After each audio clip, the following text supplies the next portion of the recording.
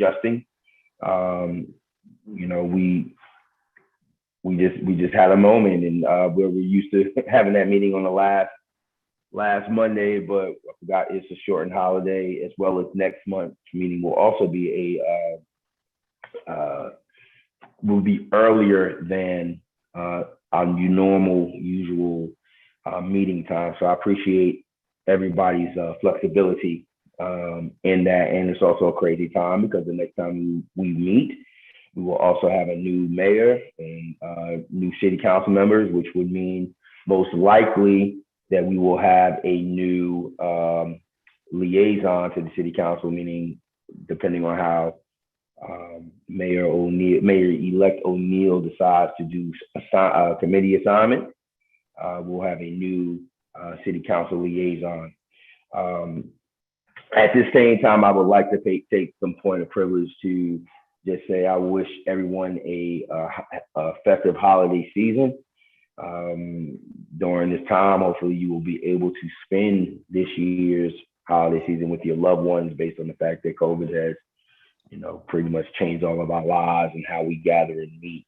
And as we kind of get back to a sense of normalcy, hopefully everybody will be able to spend this holiday season with the ones that you care about the most. So with that being said,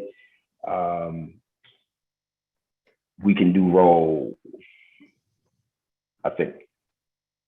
Yeah, Mr. Chair, I'm trying to monitor to make sure that Mr. Johnson is able to join the meeting. I talked to him just shortly. Yeah, Okay. I don't mean to interrupt you. Would you like me to go ahead and do roll call?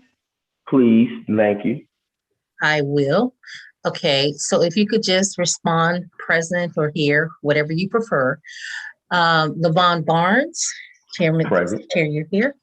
Shanika Bynum. Here. Rachel Eberhard. Here. Leah Eford. Here. Dr. Monique Holsey Hyman. Okay, so we're giving everybody excused absence. Okay, Donald Hughes.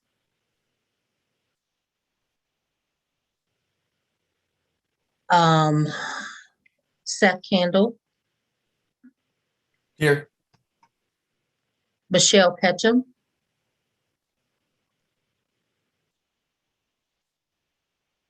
Brian Langloss. Here. Carl Newman.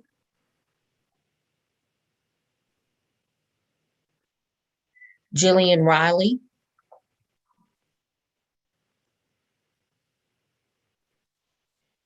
And Adam Seda. Yes, Frida. Seda. Okay, great. Alicia Smith Freshwater, and then Ebony West.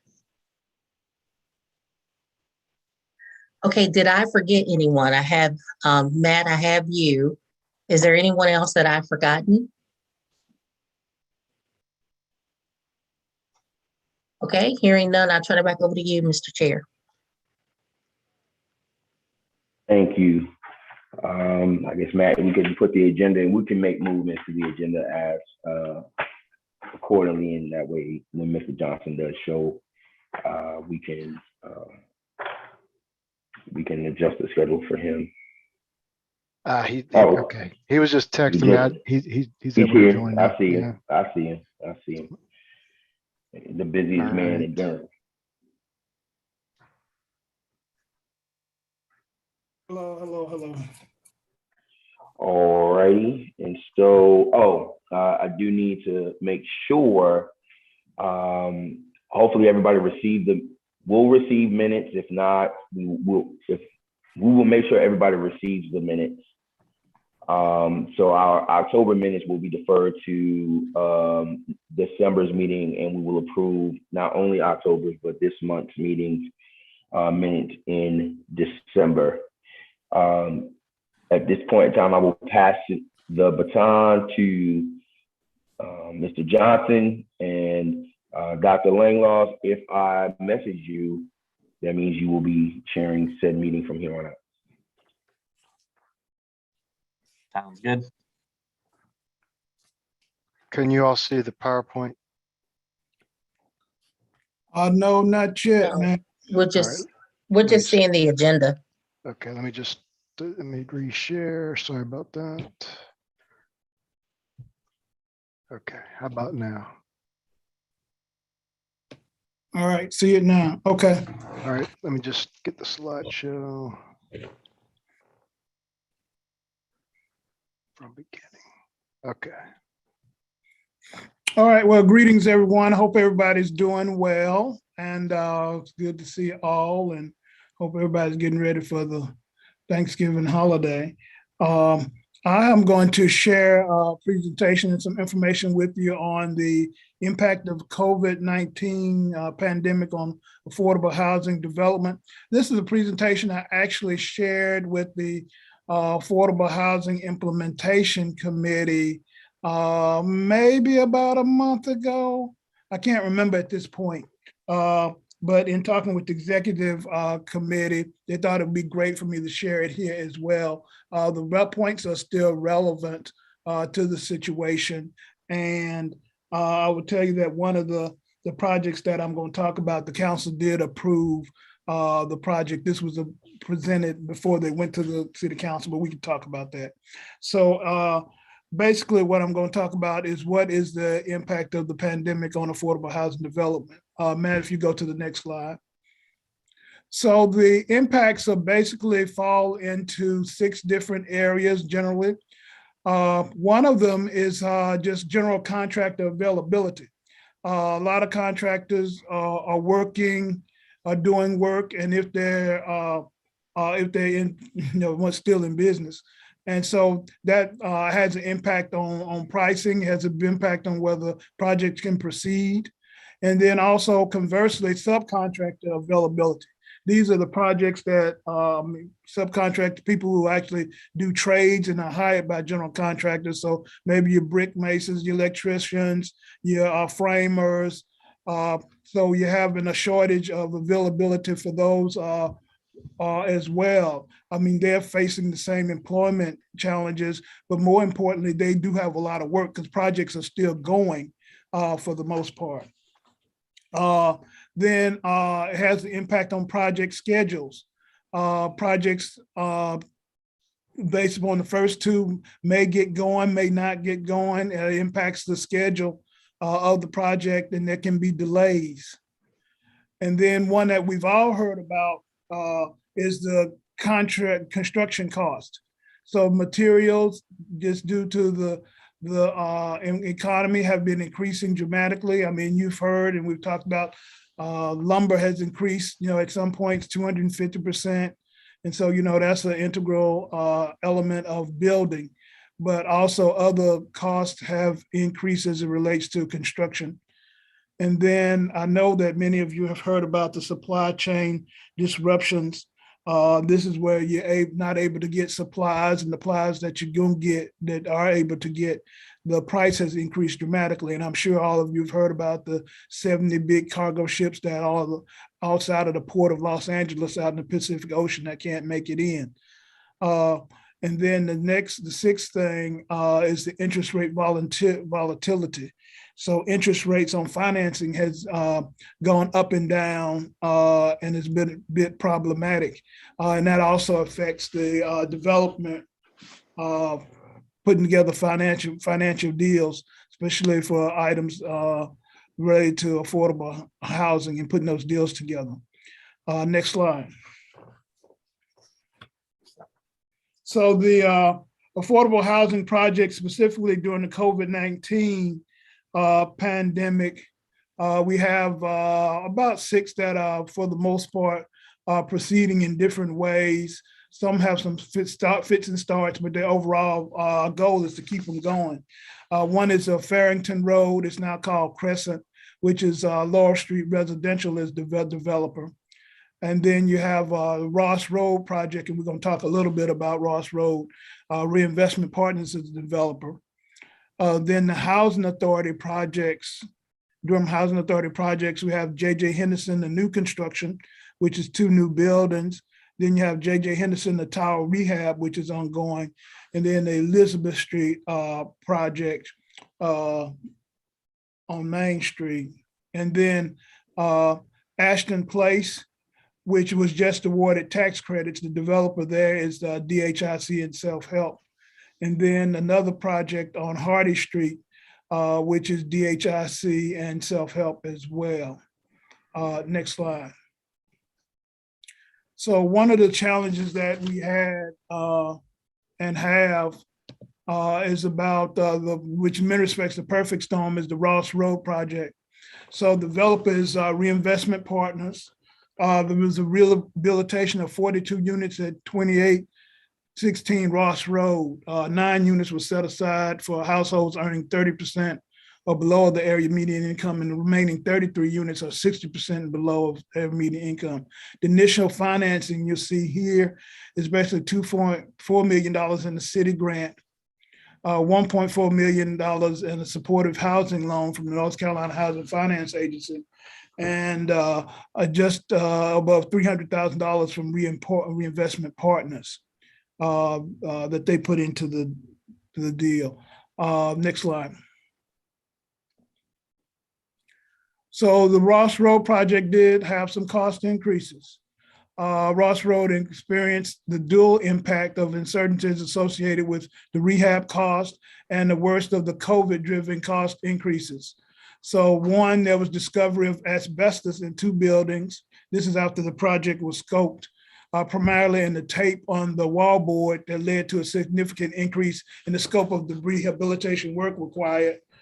And then the developer had to build out the project multiple times to secure sufficient bids as required by city procurement policies for city-funded projects. Remember, on the first slide, I talked about getting general contractors and subs presented a challenge. This is one of the pieces of that and how the impacts can be in real time. Bids received were significantly above the original cost estimates because the change in scope and construction costs increased during the pandemic. Remember, we talked about cost increases. And so overall, the construction costs increased by 3.7 million, leading to a request to the city for an additional, for the total city investment, moving the total city investment from 2.3 million to $6 million, which is a lot of money, which is a really, really lot of money. Especially for a project of this magnitude. Next slide. So, and I would just say that before I go to this slide, that, you know, we can't be in the habit of having projects like this and having sustaining these kinds of cost increases for a whole host of reasons. In this particular situation, it was sort of like, going or walking on a bridge and you're halfway across, and do you turn around and go back, or do you keep pressing forward to the other end? I would also mention that in this particular project, you had people living in the units that some had relocated, but others were relocated within the campus, and they were going to move to other sites once they were developed. When I say other sites, other apartments, and so you were really impacting people and families. And so made the recommendation to the city manager, which went to the city council, that we just kind of suck this one up and proceed, you know, and see this one through. But we have to reevaluate how we do rehab projects in the future, which we are going to be doing that. The question is, you know, in this particular project, when we took the application, we needed to ask some more questions. And, you know, some people say, you know, well, you might well tear it down. You know, there's some complications with that, but we need to evaluate it differently than the way we did. So from that immediate impact, we're proposing that we support the increase in the cost of the Ross Road project in order to complete the project, which is already underway. And community development will change how we evaluate the rehabilitation projects in the application process going forward. The next slide. The long-term impact of the COVID-19 construction costs are not expected to return to the pre-pandemic levels. Let me just share that again. They're not expected to return to the pre-pandemic levels. Since the amount of debt that affordable housing projects carry is capped, increasing costs will result in larger gaps and the need for even more subsidy.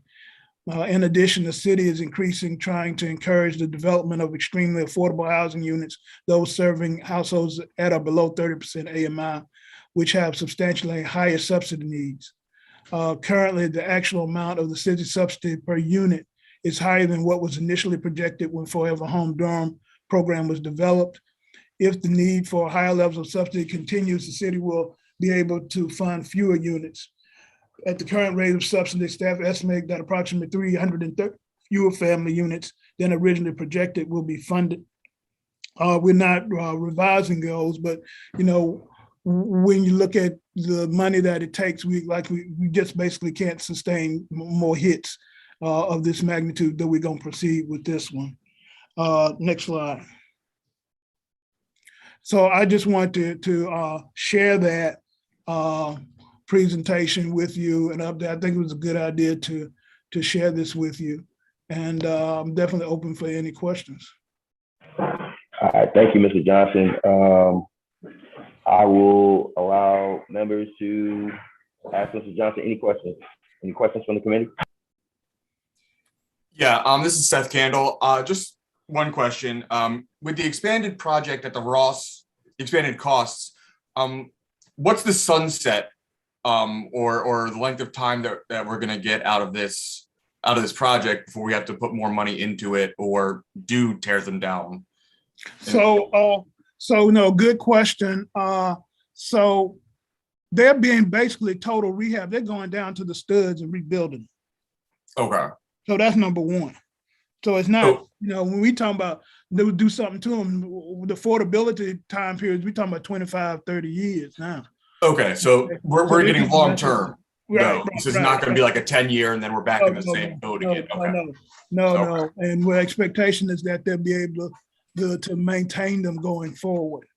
So one, you got the affordability. Two, they're being torn down to basically the studs, and some new systems are being put in. That was the other piece.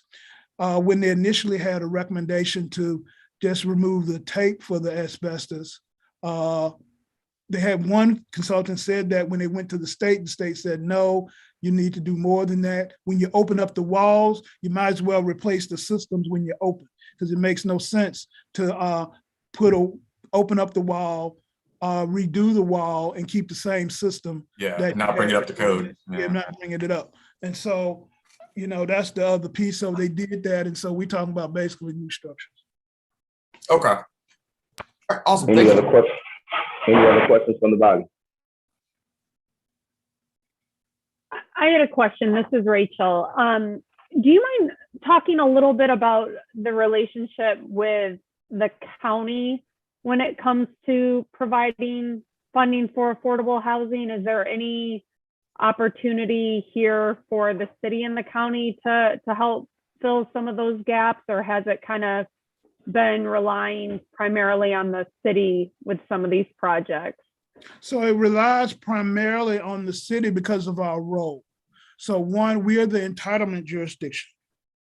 That's the city's role, and we talked about that before. The county does more on the services side. The city does more on, hard things. So the way to look at it, they do some affordable housing. They're actually working on some projects now, but it's a rarity for them. Very, very, very rare. So they're looking at a couple of projects on Main Street that they have a developer to do, and they're partnering with Laurel Street, but that's rarity for them. The affordable housing is mainly under the portfolio of the city. That's helpful. And I think the other thing that I'm thinking about right now is these costs aren't going to return to pre-pandemic levels. And it's just kind of uncertain as to what will happen. But with the ARPA funds coming in, both to the city and the county, I know with the city, part of the priority for some of those dollars is going to be affordable housing. And so I'm curious if these funded projects that you are highlighting, if they are aware of the application process, and if that's something from a strategic standpoint the city can start to think about as well. If a lot of these projects are kind of, I don't know if they're at a complete standstill or if it's just slowing down significantly, but I know a lot of developers are experiencing the same impacts. So I would say this is a good question. Our projects are moving. Some might be moving slower, some are having higher costs, but they're moving. All of them are moving in different ways. They're in different stages. What I would say, about our ARPA funds, the intersection, and I probably should have mentioned this, is in the area of homelessness. And so for the county, it's more so services. So we are having conversations about funding that we will receive, we the city, and the county will receive. That is, we're pairing together on our work to end homelessness and possibly redo something with the shelter, another shelter.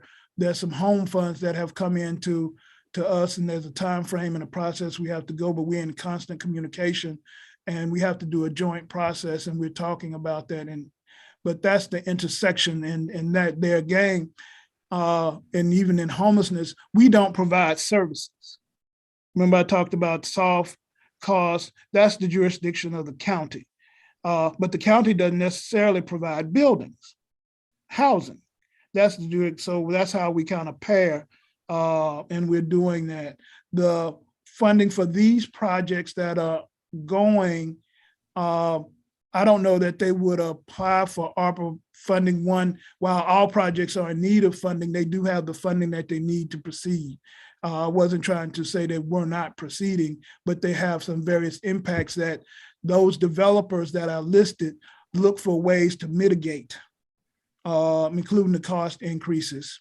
And here's one for Elizabeth Street that it was going to submit a 9% tax credit, but because of the pandemic and the rule changes that were put in place by one of the federal legislation, they changed and withdrew a 9% application and went to 4% or 4% applications because the rules changed and it was more economically savvy to be able to do that. So those are the types of things that they have to consider now. The question for us is, the manager has shared that, we need to be careful about proceeding at a rate of speed in the light of these cost increases. So that's something we're monitoring because of the amount of money that we have is still going to be the amount of money that we have. That's not going to grow necessarily, and so if you spend more with higher costs, then you have to produce less. And that was what I was sharing earlier. But I think, with us being 5 years out, the prices will come down. They just won't come down to where they were. So I don't know if any of that makes any sense. No, that's very helpful. Thank you. You're welcome. Any other questions for the chair, Mr. Johnson? Mr. Johnson, just a quick question. I know this isn't necessarily always a sustainable source of funding, but does your department foresee any sort of new grant cycles coming out of federal HUD that could help kind of mitigate some of these cost increases for these particular projects? I would say no for these particular projects because they're moving. Will there be additional funds? Possibly, but not, how can I say this? So in the other infrastructure bill, the human capital bill that they're debating, there's some funds that are going to come, but it's not going to come in the form that it did earlier in the pandemic. So early in the pandemic, we just got additional money, and I've shared with you that in the course of 15 months, we got over $25 million when our annual budget is about 17. So it's not going to be like that, but what's going to happen, there are going to be some, possibly, if it passes, some dollars for vouchers and some other things that's more prescriptive than the money that we receive for emergency rental assistance that I'm getting ready to talk about in a minute. There's not any more money, to my knowledge, in the bill for that, in those types of things. So we got additional home dollars We got additional CDBG dollars in 2 different tranches. We got additional emergency rentals, emergency solutions grants, and additional HOPWA funds, a little small amount. I'm not seeing that forthcoming in that way, but there will be additional funding, but it'd be in a different form. Thank you. You're welcome. Any other questions for Mr. Johnson? All right. Thank you, Mr. Johnson, for this timely presentation. It is a presentation where, again, we've got to open our eyes up to these new realities of costs.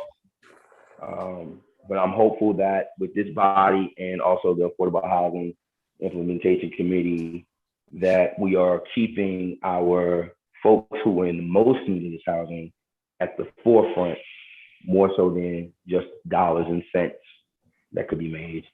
So I'm hoping that the city and the county are able to at least find a way to, like Rachel's asked, find a way to make this happen, because I feel like housing is a social and emotional, there's more than housing than just the actual, I live in the dwelling. There's a social and emotional aspect, which goes more towards county services than maybe what the city does. And so I'm hoping that there's a way that we can conjoin in some way. All right, so moving forward, we need an update on the emergency rental assistance. Is this going to be Mr. Johnson, or is this going to be Matt? This will be me, and I'll just share this. As you recall, the city and the county received dollars through one of federal programs for emergency rental assistance. The city gave its awarded its money to the county Durham Social Services, who worked on distribution of the funds. We had about $8.8 million that we awarded to the county, and they distribute those funds. County also received additional funding from the state, as well as its own separate individual allocation. If you recall, the started application process, but they paused it on October the 4th because they were concerned that they might have more applications if they have money, and they're still working through that. They also shared with us, they being DSS, the county, that they would not award distribute our second tranche of money because they were concerned, they had some concerns. And so that left us in the position of having to basically create our own program in a few weeks. And so we were able to work to find a vendor, as well as find a software and prepare agenda items, negotiate contracts, and move forward.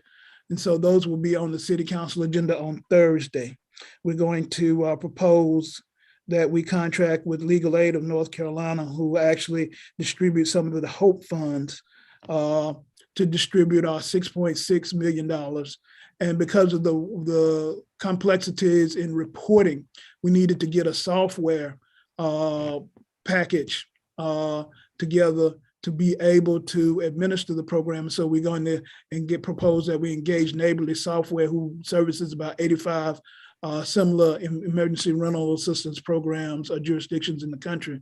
And we're going to engage in contract with them. It's going to take us about 30 days after the contracts are executed to be able to stand up the program and open it. So our target date is to have it open before Christmas and to be able to take applications. And the contract, and the reason I'm bringing it up, is on the agenda for the Thursday's work session. We're actually going to ask the city council to suspend their rule where they only voted to city council meeting and vote at the work session to approve these 2 contracts, so that we can execute the contracts and begin the preparation process, which is intensive, to be able to marry the software with the vendor and develop all of the programming and matching and all those kinds of things. And we think we can do that in 30 days after the contracts are executed. And so I just wanted to share that with everybody as an update. Thank you, Mr. Johnson. I do have a couple questions for you. First question is, obviously, that's a big blow to not being able to receive this second round of funding. But are we privy to the concerns that they had, or did they give any real reason why they were not going to? Oh yes, very real. So if you remember, and we kind of talked about this, the program's rules and guidelines kept changing. So that's number one. So normally when we receive funds, whether it's the city or the county on a particular program, the program's rules are set. Game, set, match, and we administer the program. This is an instance where the Treasury Department all throughout the process would change the rules. And so the county had purchased a software system that helped him to do this. And it started with what they initially started, but the software system basically wasn't able to keep up with all of the changes in administration or reporting. And that presented a challenge with them. And if you remember that the rules went to self-attestation, which also I would share that DSS comes from a perspective where they are engaged in sustainability, where they're interested in not just if I give you some money, whatever the amount of money is, will that benefit you, but will it sustain you going forward? And do you need to make changes to what you're doing so that you can self-sustain yourself after the money is gone? That's not what the Treasury funds are about. And so that presented a conflict, I would say conflict between what DSS does and their philosophy and principles and what the Treasury Department was doing and kept changing the rules.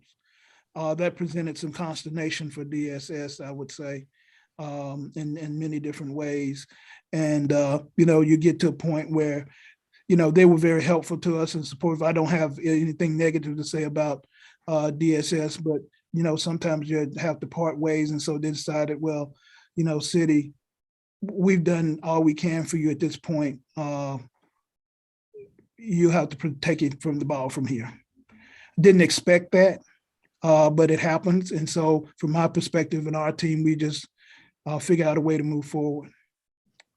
And rough estimate about how much money that would be in that second installment? It's a total of $6.6 million. Thank you. And if I could just make one point of clarification, Mr. Chair.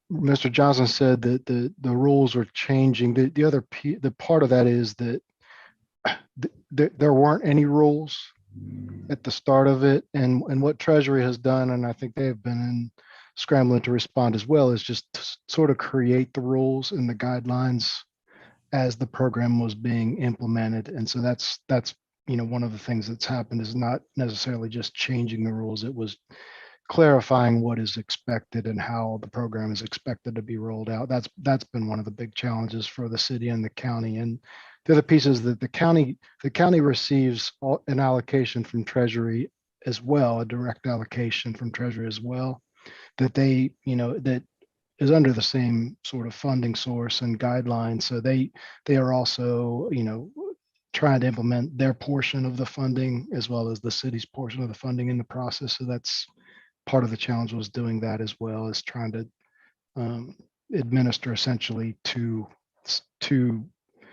distinct pots of money and be able to allocate that out appropriately the way that Treasury has provided guidance on. So just want to make that point of clarification.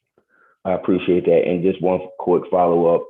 The delay in, what is the possible delay in once council hopefully approves the program and approves everything, what is that delay from money into the hands of those who are going to need it the most?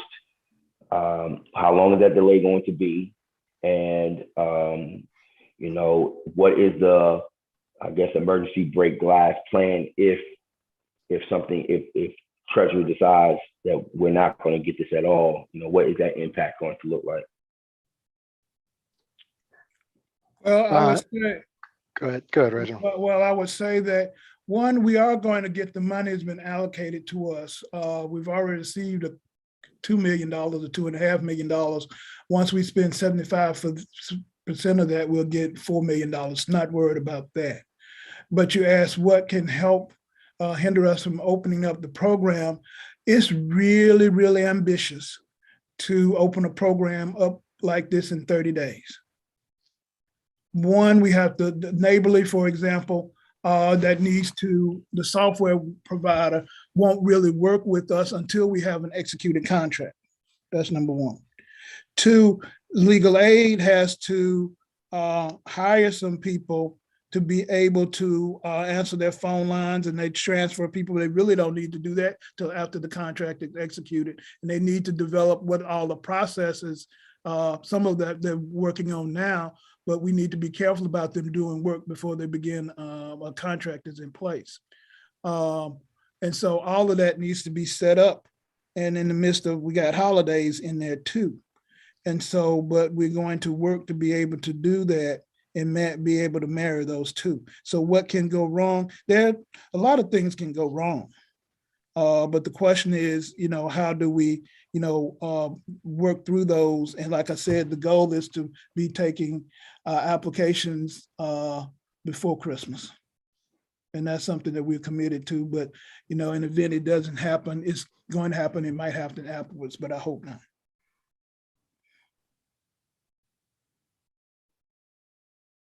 Thank you, Mr. Johnson. Any other questions for Mr. Johnson?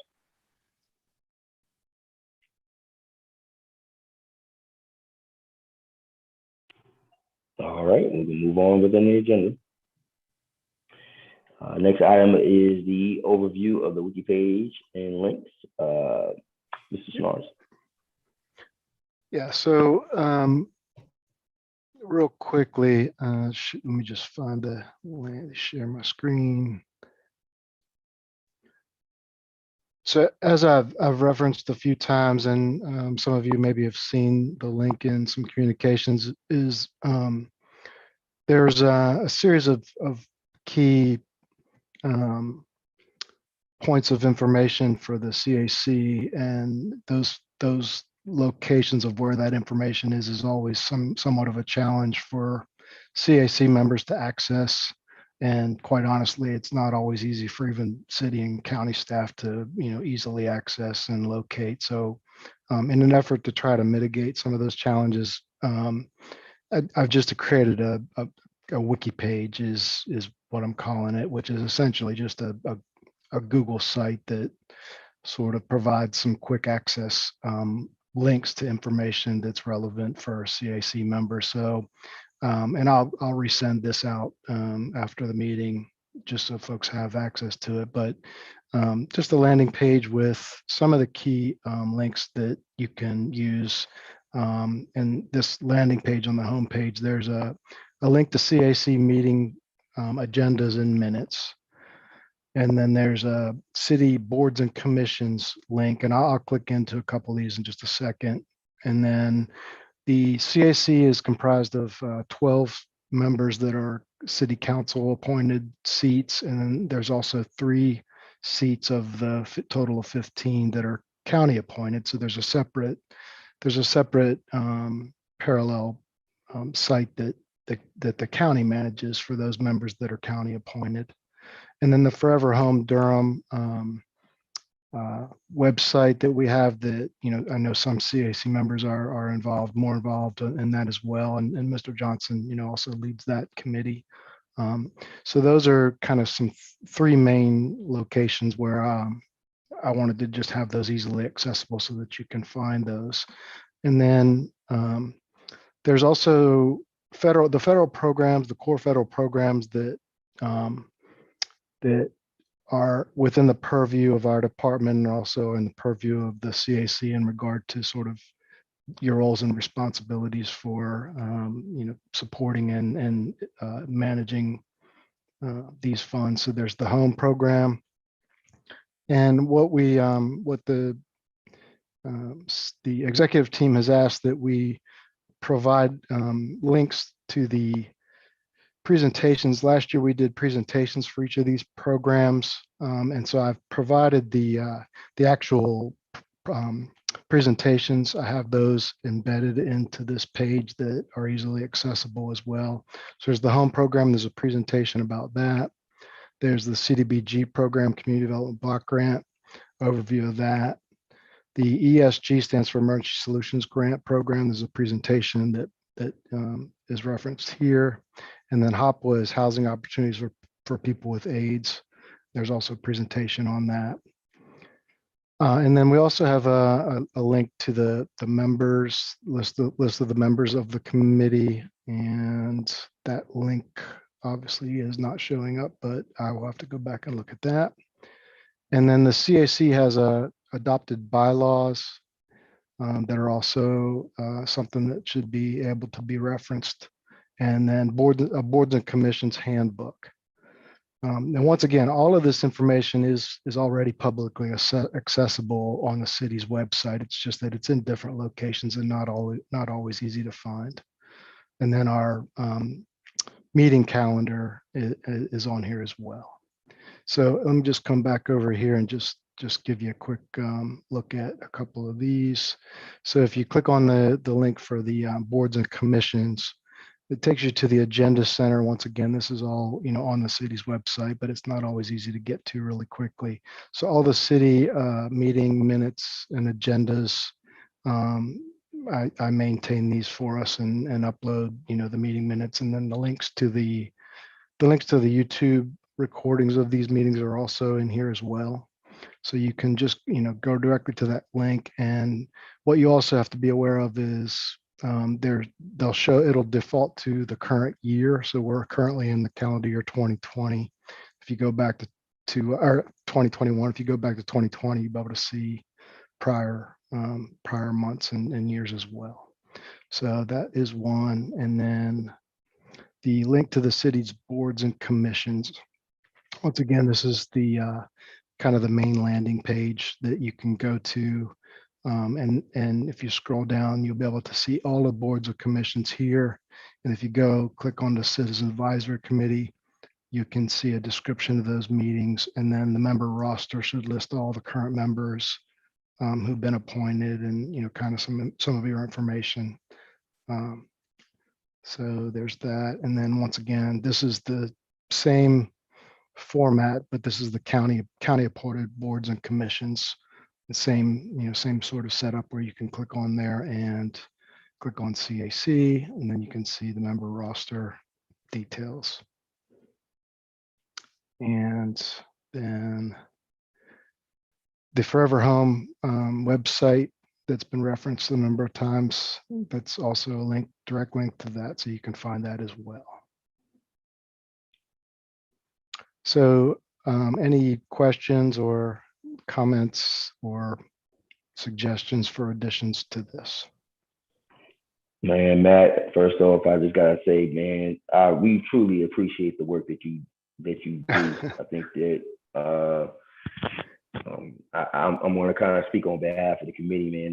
That goes above and beyond what you do, and you make our life a lot easier when you present it in this way. And so, committee members, if you have any other questions for Matt, but I just want to say thank you for the work and the time that you put in on this, and committee members, make sure we utilize this resource, whether it's us utilizing it or passing that information on to fellow citizens of Durham.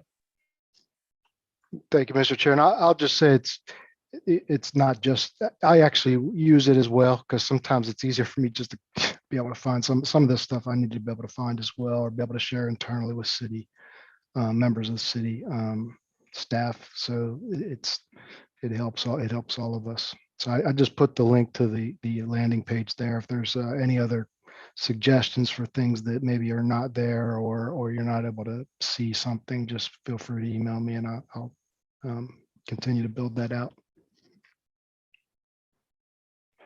Any other questions for Matt?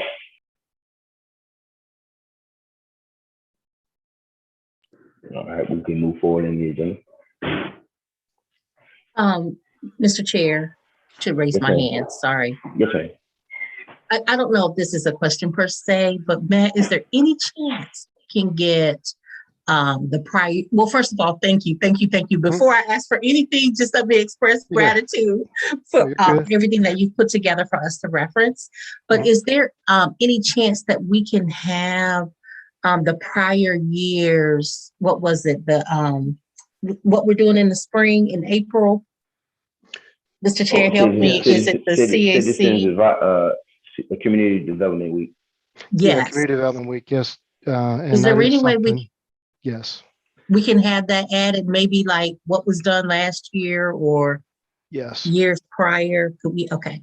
yes, and I know that's something that I've you've referenced that before, and it's just something that I need to add on there is the Community Development Week previous years sort of events and some information on that. So yeah, I'll add that as another another tab on there that so folks can access and see what some examples of what Community Development Week looked like in prior years. I know that's something that I said I was going to do. I just haven't updated that yet. Thank you. Any other questions for Matt?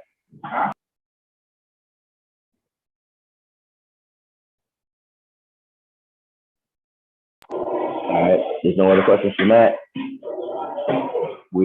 I'll pass the meeting over to Brian at this point. Again, I just want to thank the committee members for their patience today, as well as wishing you a happy holiday season, and I look forward to seeing everybody in December. Thank you. Good luck in your game tonight. Thank you. We're going to beat DSA. We're going to beat DSA. You have a happy holiday as well. Happy holidays and go Unis. Yeah, Matt, if you want to fill everyone in on the return to in-person meeting survey. Yeah, so the clerk has asked, the city council has agreed to go back to in-person meetings themselves, and then would like also to have the boards and commissions go back to in-person in January as well. What the clerk has asked is that we gather input from members of the committees, all the boards and commissions from across the city on their interest and willingness to go back to in-person meetings. So I created a survey, and I'll once again, I'll resend this as well after, that has a link that basically just lets you let us know whether you want to go back to in-person meetings, yes or no, or remain virtual. And then I just added also a thing at the end of the survey just to give any comments or questions that you may have. And what we've been instructed by the clerk's office is to provide that feedback to the clerk, so that the clerk's office can figure out how to facilitate in-person meetings if that's something that's desired by the committees, boards and commissions. So that's survey that we just ask that you'll complete. She needs the feedback by November 29th was the date. So like I said, I'll resend that link again to everyone so that you have that as well. But I just kind of wanted to reference that as something that we'll need folks to reply to. Thank you. Yeah. So yeah, everyone make sure to fill that out if you get a chance. Moving through this other business, there's none that I'm aware of. Public questions and comments. I didn't see anyone on this call that wasn't part of our committee.